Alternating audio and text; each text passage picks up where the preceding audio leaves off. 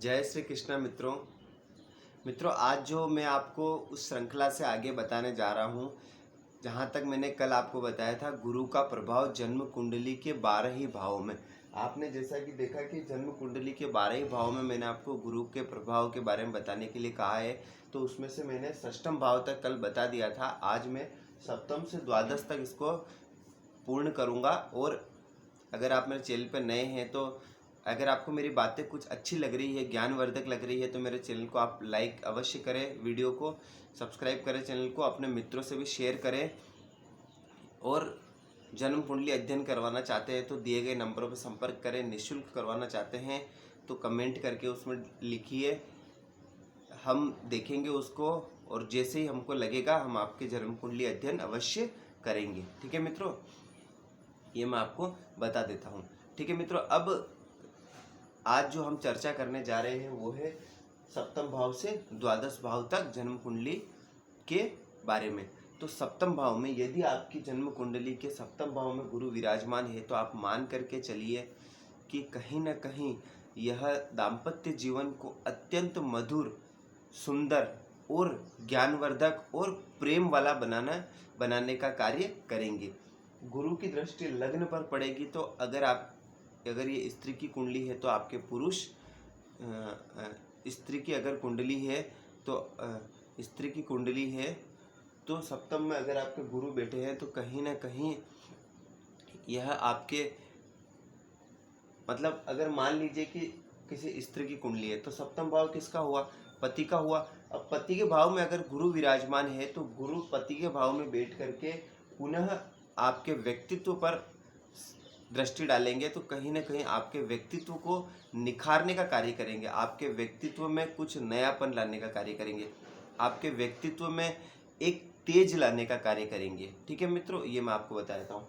अब जैसे मान लीजिए यदि अगर दाम्पत्य भाव में गुरु अकेले विराजमान हो जाए आपकी कुंडली में तो कहीं ना कहीं यह भावनाश भी करेंगे और दाम्पत्य जीवन को थोड़ा सा मधुर होने से मधुर नहीं रखेंगे, कहीं ना कहीं दाम्पत्य जीवन में परेशानी का ये कारण बनेंगे। तो इस चीज़ का आप ध्यान रखना है कि जन्म कुंडली में गुरु अकेले तो नहीं है।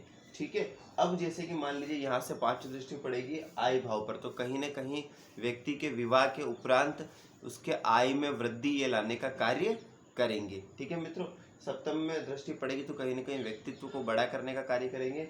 और नवम पर दृष्टि पड़ेगी, पराक्रम भाव पर दृष्टि पड़ेगी तो कहीं ना कहीं पराक्रम पर दृष्टि होने के कारण कहीं ना कहीं व्यक्ति को पुरुषार्थी बनाएंगे, व्यक्ति को ऐसा बनाएंगे कि व्यक्ति पुरुषार्थ करने के लिए तत्पर रहे, व्यक्ति सही मायने में और सही जगह पे व्यक्ति अपने पुरुषार्थ का उपयोग करे। ठीक है मित्रों, यदि मान लीजिए, अब मैंने आपको बता दिया, अगर अष्टम में गुरु विराजमान हो जाए, देखो अष्टम में गुरु विराजमान हो जाए तो एक चीज़ का आपको ध्यान रखना है, षष्टम और अष्टम में अगर गुरु का संबंध बन रहा है तो मान करके चलिए पेट संबंधी समस्या आपको होने वाली है, उससे आपको राहत नहीं मिलने वाली है। ठीक है मित्रों, दूसरी बात ये कि अगर अष्टम में राहु विराजमान हो जाए और यहाँ पर अगर पीड़ित होते हैं, पाप ग्रह की दृष्टि पड़ जाए, पाप मध्यत्व में आ जाए, अष्टम भाव मतलब अष्टम भाव नहीं गुरु पाप मध्यत्व में आ जाए तो कहीं ना कहीं आपको क्षमा चाहता हूँ, ये ऑपरेशन की नौबत भी आपके ला सकते हैं। उसके लिए आपको दूसरी स्थितियाँ देखनी पड़ेगी, लेकिन हाँ पेट संबंधी समस्या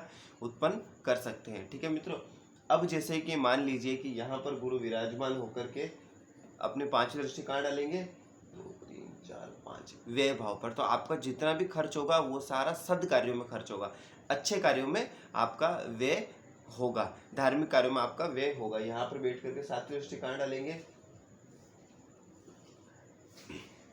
धन भाव पर डालेंगे। तो यहाँ पर बैठ करके 7वीं दृष्टि धन भाव पर डालेंगे तो ऐसे व्यक्ति धन एकत्रित करने वाले होंगे, ऐसे व्यक्ति यहाँ पर दृष्टि डाल करके कहीं ना कहीं धन का संचय करने वाले होंगे। धन ऐसे व्यक्तियों के जो है वो मतलब पैसा कमाएंगे और उनका पैसा एकत्रित भी होगा, उनका कुटुंब, उनका जो परिवार है उनके मध्य भी उनका संबंध अच्छा रहेगा, व्यक्ति की वाणी भी अच्छी रहेगी। ठीक है मित्रों, ये मैं आपको बता रहा हूँ। अगर मान लीजिए यहाँ पर बैठ करके 7वीं दृष्टि, 8वीं और 9वीं दृष्टि डालेंगे माता के घर पर, माता के घर पर 9वीं दृष्टि डालने से कहीं ना कहीं माता से भी संबंध व्यक्ति के मधुर करेंगे और माता संबंध मधुर करने के अलावा कहीं ना कहीं जो घर का जो गाड़ी घोड़ा मकान का जो सुख होता है उसको दिलाने का कार्य करेंगे।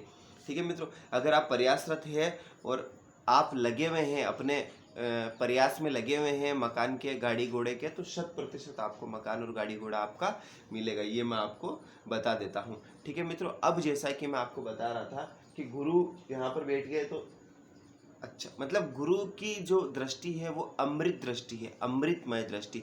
जहाँ पे भी गुरु अपनी दृष्टि डालेंगे वहाँ पे लाभ पहुँचाएंगे ही पहुँचाएंगे, चाहे कितनी भी विकट स्थिति हो। अगर गुरु की दृष्टि पड़ रही है तो आप लिख कर ले लीजिए कि वहाँ आपको लाभ मिलने वाला ही है, उस भाव से संबंधित। ठीक है, अगर भाग्य भाव में आ जाए गुरु तो अत्यंत श्रेष्ठ, इससे श्रेष्ठ अवस्था कुछ हो ही नहीं सकती। यहाँ पर बैठ करके भाग्य को अत्यंत बलवान बनाए थे। 1 2 3 4 5 लग्न पर दृष्टि डालेंगे तो व्यक्ति को अत्यंत समझदार, उच्च कोटि का जानकार हर चीज़ का, और व्यक्ति को तेजस्वी और तेजपूर्ण बना देंगे, और व्यक्ति जैसा मैं हमेशा कहता हूँ कि हाईली मैच्योर बना देंगे, बहुत ही अत्यधिक समझदार व्यक्ति को बना देंगे। ठीक है मित्रों, अब यहाँ पर बैठ करके 5 दृष्टि डालेंगे, सप्तम डालेंगे भाग्य भाव पर। सप्तम दृष्टि अगर भाग्य भाव पर डालेंगे, सप्तम दृष्टि भाग्य भाव पर डालेंगे तो कहीं ना कहीं ऐसे व्यक्ति को थोड़ा पुरुषार्थी बनाएंगे और अपने कार्य करने के लिए उसको तत्पर रखेंगे, अच्छे सत्कार्यों में उसका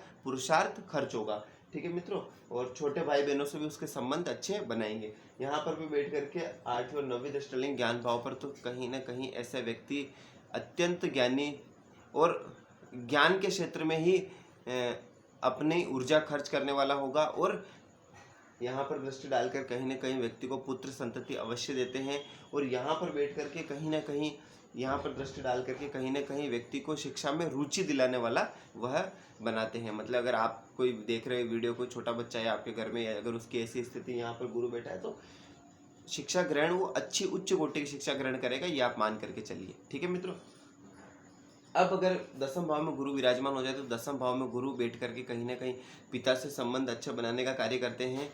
ठीक है मित्रों, और 10वें भाव में गुरु बैठ करके कहीं ना कहीं कार्य क्षेत्र में व्यक्ति को सफलता दिलाने का ये कार्य करते हैं। 10वें भाव में गुरु बैठ करके, ये मैं आपको बताया।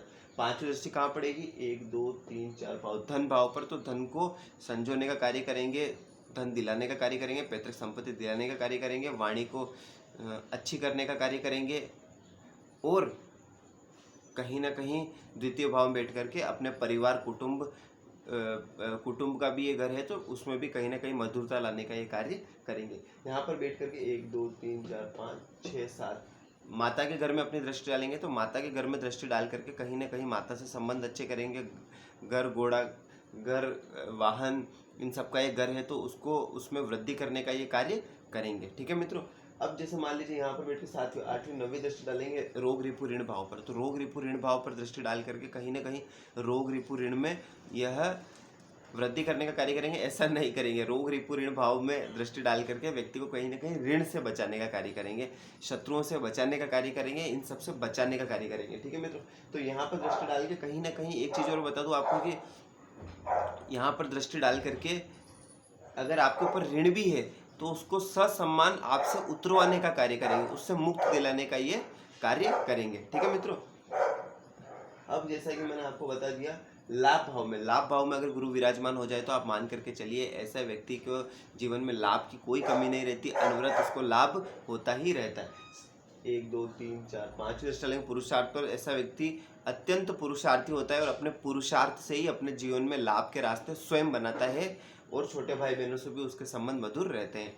7वीं दृष्टि डालेंगे ज्ञान भाव पर, तो कहीं ना कहीं ऐसे व्यक्तियों के पुत्र संतति अवश्य होती है। ऐसा व्यक्ति शिक्षा के लिए लालायित रहता है, मतलब एक उम्र हो जाने के बाद भी उसको बस पढ़ाई करते रहना है, पढ़ाई नहीं तो भी मतलब शिक्षा ज्ञान लेते रहना है, ऐसा व्यक्ति को देखा गया है। ठीक है मित्रों, शिक्षा उच्च कोटि के ऐसा व्यक्ति हासिल करता है। ठीक है मित्रों, यहाँ पर बैठ करके 7 8 9वीं दृष्टि दाम्पत्य जीवन पर डालेंगे तो कहीं ना कहीं दाम्पत्य जीवन को ये मधुर करने का कार्य करते हैं। यहाँ पर अगर गुरु अकेले हो जाए तो भाव नाश कर देंगे, लाभ में बहुत ही अधिक परेशानी व्यक्ति के उत्पन्न कर देंगे, तो ध्यान रखना है गुरु अकेले नहीं होने चाहिए। ठीक है मित्रों, भाव नाश क्यों करते हैं ये फिर कभी और वीडियो में बताऊंगा। 12वें भाव में अगर गुरु बैठ जाए तो अत्यंत श्रेष्ठ है। ऐसा व्यक्ति बहुत ही धार्मिक होगा, धर्म कर्म पर अपने पैसे खर्च करने वाला होगा और धर्म के प्रति रुचि दिखाने वाला होगा। ठीक है मित्रों, ये चीज़ मैं आपको बताया। तो यहाँ पर बैठ करके 1 2 3 4 5 पांचवें चतुर्थ माता के घर पर अपनी दृष्टि डालेंगे तो कहीं ना कहीं माता संबंध अच्छे बनाएंगे, घर घोड़ा गाड़ी वाहन इन सबको दिलाने का कार्य करेंगे। यहाँ पर दृष्टि डालेंगे 5वीं और 6ठी 7वीं डालेंगे षष्ठम पे, तो वही रोग रिपु ऋण से बचाने का कार्य करेंगे, बस ये है। ठीक है, और 8वीं और 9वीं अष्टम पे डालेंगे तो कहीं ना कहीं अगर मान लीजिए आपके साथ कोई घटना दुर्घटना होने वाली है, ऐसा मान लीजिए कहीं आपको ऐसा आभास होता है या मान लीजिए ऐसा किसी ने बोल दिया है आपको, तो मान करके चलिए अगर गुरु की अमृतमय दृष्टि आपके अष्टम भाव पर पड़ रही है तो आपके साथ ऐसा कुछ नहीं होने वाला है, निश्चिंत रहिए, आप उन सब चीज़ों से बच जाएंगे। ये मैं आपको आज कह रहा हूँ अपने अनुभव से। ठीक है मित्रों, तो मैंने 12 ही भाव में गुरु के प्रभाव को बता दिया है। आपको अच्छा लगे तो इसे लाइक सब्सक्राइब अवश्य करिए, दूसरों से शेयर करिए, जन्म कुंडली अध्ययन करवानी है कमेंट करिए, संपर्क करिए जैसा आपको उचित लगे। वीडियो को देखते रहिए, देखते रहने के लिए आपका बहुत बहुत धन्यवाद। जय श्री कृष्ण।